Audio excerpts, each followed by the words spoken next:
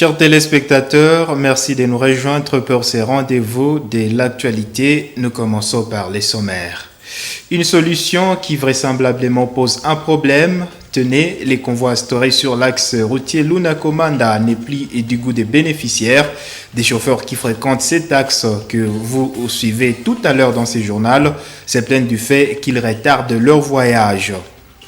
C'est la fin de la 13e épidémie d'Ebola. Le ministre de la Santé, Hygiène et Prévention, Jean-Jacques Mbungani, qui l'a annoncé ce jeudi 16 décembre, a insisté sur l'après-épidémie, notamment la nécessité de maintenir le mécanisme d'alerte. Au total, 11 cas, dont 8 confirmés et 3 probables, ont été recensés pour 489 cas à contact civil. Mesdames et messieurs, installez-vous confortablement pour l'intégralité de ce journal. Voici donc l'intégralité de votre journal. La neuvaine de Noël vient de commencer ce jeudi 16 décembre. Il s'agit d'une période de 9 jours de prière qui prépare les chrétiens catholiques à la fête de Noël. En diocèse de Butembo-Beni, les chrétiens participent activement à cet exercice de prière unanime. Dans ce reportage de Roland Tchachimois, nous découvrons l'historique de la neuvaine en diocèse de Butembo-Beni et son importance dans la foi des chrétiens. Suivant. Brièvement de la neuvaine, donc 9 jours de préparation intense pour la fête, pour la solennité de Noël, mais c'est aussi 9 jours qui nous rappellent que Jésus, qui est arrivé sur cette terre par la Vierge Marie, avec l'assistance de Saint Joseph comme Père nourricier, ce Jésus reviendra pour juger.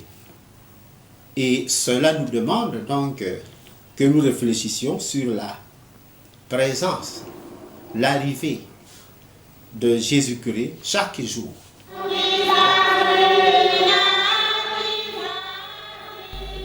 Ils étaient nombreux, ces fidèles qui sont venus participer à la prière d'ouverture de la neuvaine de Noël, ici à la cathédrale Mater Ecclesiae de Butembo. Pendant 9 jours, ces fidèles vont préparer Noël à travers des exercices liturgiques de prière unanimes. Salou Raphaël, enseignant de la doctrine de l'Église au centre diocésain de pastoral, catéchèse et liturgique, explique que ce jour qui prépare la nativité du Sauveur sont comparatifs aux 9 mois que le Fils de l'homme avait réalisé dans le sein de la Vierge Marie. Pendant ce temps, les chrétiens exécutent les cantiques d'attente du grand roi.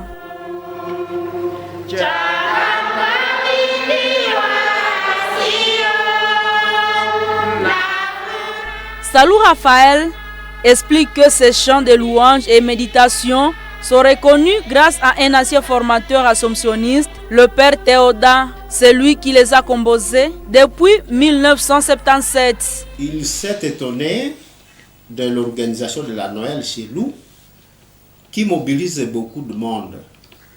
C'est-à-dire qu'il ne connaissait pas cette habitude à Bondo, introduite par les croisiers. Il ne l'a pas connue.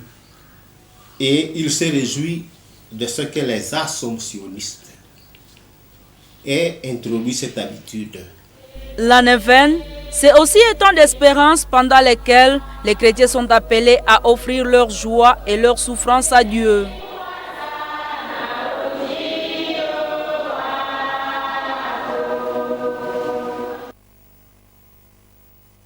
Ouvrons un autre chapitre. Le convoi militaire instauré dans la route nationale numéro 4 retarde de plus en plus le trafic de Likanda en territoire de Beni jusqu'à Bunia dans la province de l'Ituri. Chauffeurs, passagers et marchandises sont contraints de passer plusieurs jours qu'est prévu en route en attendant des convois devant les escorter jusqu'en destination. Des conducteurs de voitures et ceux de véhicules qui fréquentent cet axe demande aux autorités militaires de revoir l'organisation de convois des forces de sécurité pour leur éviter des pertes de temps en route. Suivant ce reportage de Touver Wundi de la RTNC. Plusieurs conducteurs de véhicules et passagers habitués à fréquenter la route nationale numéro 4 plaide pour la révision du mode du convoi qui impose plus de retard au voyage à partir de Likanda, territoire de Béni, en commune rurale de Wicha. Il déplore l'organisation qui ne facilite pas la fluidité des traversées et du voyage. Personnellement, je viens de faire 3 jours, mais il y a certaines personnes qui ont fait 1 semaine et même 2 semaines. Cela est dû au manque du convoi de l'escorte des militaires de FARDC. D'une manière ou d'une autre, c'est lié à la sécurité, mais aussi à la coordination. Nous avons confiance à notre armée et nous avons confiance que cette armée est capable de faire quelque chose, mais à l'unique condition que cette armée soit bien outillée, bien encadré, c'est surtout ça ce que nous demandons. Mena toka Butembo, menda Durba, menda Wacha, menda Kisangani, menda Dungu, menda Mambasa, ti kupita kuzunguluka mwile eneo yote ya Kisangani kutoka Nord Kivu. Ju tumefanya hapa karibu 2 semaines hapa. Tuko na ngoya convoi. Basha tuletea jina ingine seni convoi. Mbele sisi tunapita kila mtu anajongoza munjia gisi anataka. Mele humu tunafungiwa tuko mukasho hapa. Tunachunga ase convoi. Convoi tuye kama hatuye programu ya convoi, hatuye namuna gani. Wanaletaka watu wengine wanarudia, me wakati watapenda shwa ya kusema bo tuende tubebe kwa bashoferi wameteseka. Njoo watatubeba, me haiko volonté. Piga Kisangani, Goma, Beni, Bunia, Magi, bon. Fazi yote tu marchandise nenda. Bon, niko kwenye gari yangu tu pale, depuis nishafika ishagawia sana. Miki itaomba convoi bameliore koma convoi itaendelea kila siku. Gizi tuko hapa tuko ishi kuto 10 jours. Kugawia hivi yana maana. Na ile fete kwa Afrika inaomba marchandise kuye njo kameme tusikie no fete inakia. Appréciant les programmes déballés par le chef de l'État lors de son discours sur l'état de la nation, les conducteurs des véhicules et autres passagers veulent en urgence voir la route Wicha-Bunia régulièrement entretenue pour faciliter les mouvements. Nous voudrions voir qu'au cours d'une semaine, une semaine qui compte 7 jours, si on peut prendre 4 jours pour des gros véhicules et 3 jours pour des voitures et des motos, ça peut nous arranger. Parce qu'on arrive ici, des fois, on va prendre seulement 5 voitures ou 20 voitures avec un seul camion ou 2 camions. Et vous allez constater, il y a des voitures qui ne cessent d'arriver, il y a aussi des motos. Donc, il suffit d'avoir, bien sûr, ça va dépendre de l'appréciation de la sécurité, de voir comment répartir les jours. Qu'on ait des jours fixes pour les voitures et les motos et des jours fixes pour les camions. Comme ça, là, on pourra se préparer davantage. En sachant que si je quitte tel jour, c'est tel jour que les voitures seront escortées et c'est tel jour que les camions seront escortés. Ça permet aussi à la population de vivre aisément parce que vous arrivez ici en ayant l'espoir que dans 2 jours vous allez vous déplacer, mais vous faites 2 semaines. Et le moyen que vous avez à votre possession devient suffisant. Bon, na eta ya njia kitu niko alia sana. Tutaenda hapa Gudro kutoka kidogo kwa Gudro hivi. Tunafika ku Ituri. Hakuna hata Gudro, bo atulie tu Gudro. Tunataka nefiske bati hata basi bapalule hata kuna Gudro batupalulie tu de façon que tu fais que tu hata 2 jours hata siku moja nafasi tu kwaenda. Eta balabala ni mbaya sana. Banezi maliza vita tukome tukatembea pole pole utetika hapa na komanda tukafa 4 jours 5 jours. D'après we kabisa vyangu iko normal. Sur cet axe, seuls les motos circulent sans attendre l'escorte. Ce reportage a été réalisé par Touverundi, notre confrère de la RTNC Goma. Nous restons dans le même chapitre. Le prix du billet des transports entre Butembo et Bunia a doublé ce dernier temps. Il est passé de $25 il y a 3 mois à $50 américains maintenant. Cette hausse se justifie par les convois, étant donné que les camionneurs sont obligés de prendre en charge leurs passagers le temps que ces convois durent. Nous suivons des détails dans ce reportage de Nelly Mwenge et Luciana Moussivewa.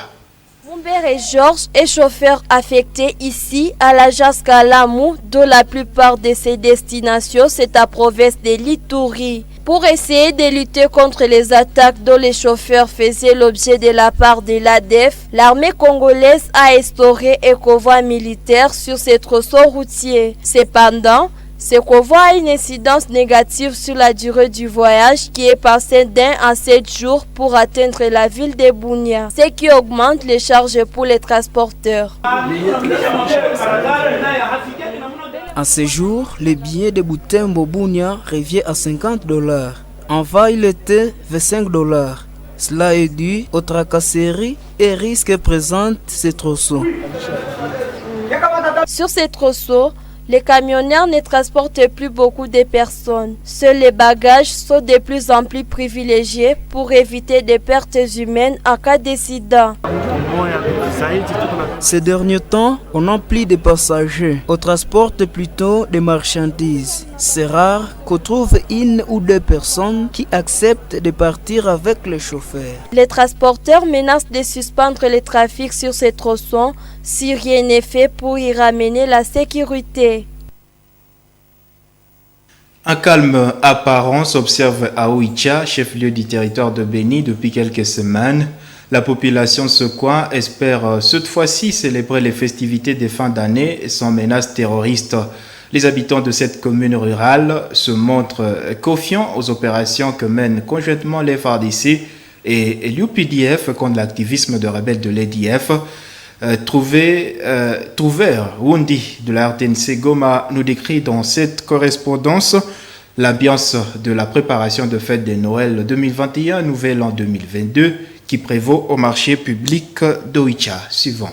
Le marché public d'Oicha continue son fonctionnement normal à cette période de retour progressif de la calmie dans la contrée. Les vendeurs et vendeuses y étalent divers produits et articles, tant du domaine de l'import-export, de l'agriculture, de l'habillement, de l'élevage, ainsi que de fruits ayant une croissance naturelle, bio, particulièrement pour ne citer que cela. Ce marché public ravitaille les milieux environnants avec ses particularités dont le riz, l'huile de palme localement produit. Le secteur des boucheries est aussi prospère au marché de Oicha. L'espoir du retour prochain de la sécurité reste lisible sur l'ensemble des exposants et ceux qui s'alimentent dans ce centre commercial au chef-lieu du territoire de Béni en province du Nord Kivu. En santé, c'est ce jeudi que la RDC a officiellement déclaré la fin de l'épidémie d'Ebola, déclaré le 8 octobre dans l'aire de santé de Boutili, dans la ville de Béni. Cette épidémie a été maîtrisée grâce à l'expertise et l'expérience des équipes du ministère de la Santé et de l'OMS. Au total, 11 cas, dont 8 confirmés et 3 probables, ont été recensés pour 489 cas contacts civils. Je propose de suivre le ministre congolais de la Santé, Jean-Jacques Mbunkai, qui déclare la fin de cette épidémie à Béni. En ce jeudi 16 décembre 2021, après 42 jours de surveillance renforcée, 100 nouveaux cas confirmés, et selon le protocole OMS, je suis heureux de déclarer solennellement la fin de la 13e épidémie de la maladie à virus Ebola dans la province du Nord Kivu, en République démocratique du Congo, qui aura duré 2 mois et 9 jours.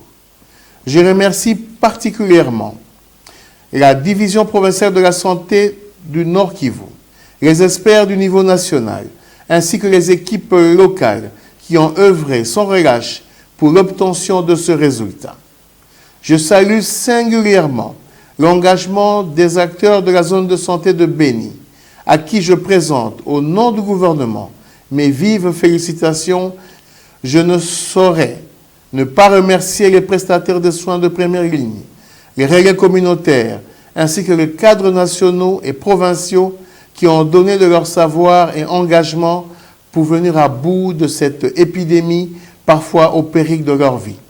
Seule la zone de santé de Béni, sur les 17 que compte l'antenne de Butembo, a été affectée avec un total de 3 aires de santé touchées sur 19.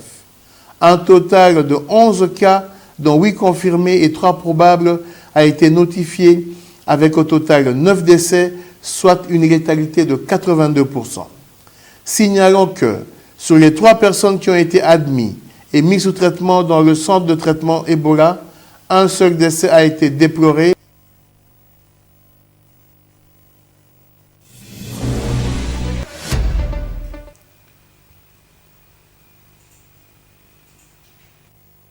Les informations de sport. L'US Okazaki de nouveau tenu en échec en sa troisième journée du championnat urbain de football de la première division de Butembo ce jeudi 16 décembre 2021.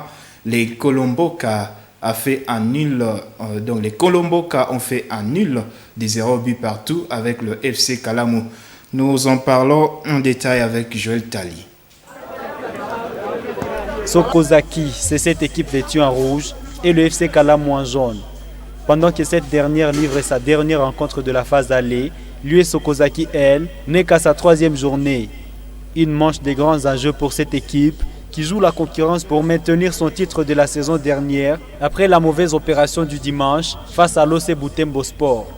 Cependant, le défi n'est pas si simple à relever. En face, cette équipe de Kalamu, dernière championne de la seconde division.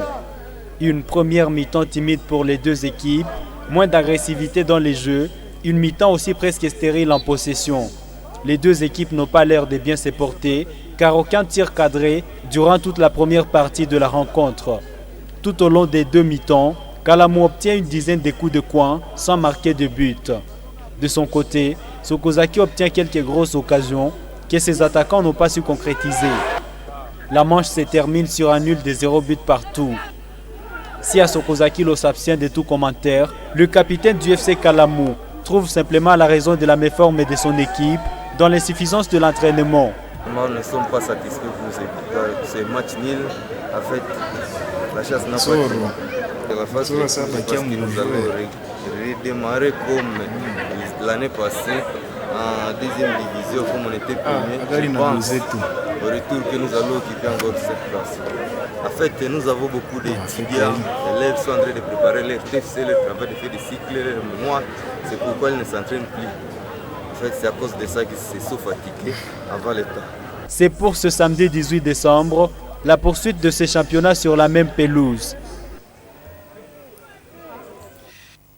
Et en deuxième division, une rencontre a vécu à 14h, toujours au stade de Vanvel. L'Union sportive Kitenge a joué la jeunesse sportive de Butembo. Il n'y a eu ni vainqueur ni vaincu. Les deux équipes se sont séparées sur un nul des 0 buts partout. Mesdames et messieurs, c'est la fin de ce journal. Merci à vous toutes et à vous tous de l'avoir suivi, où que vous soyez. Excellente soirée à vous et bonne suite de nos programmes sur Moto TV.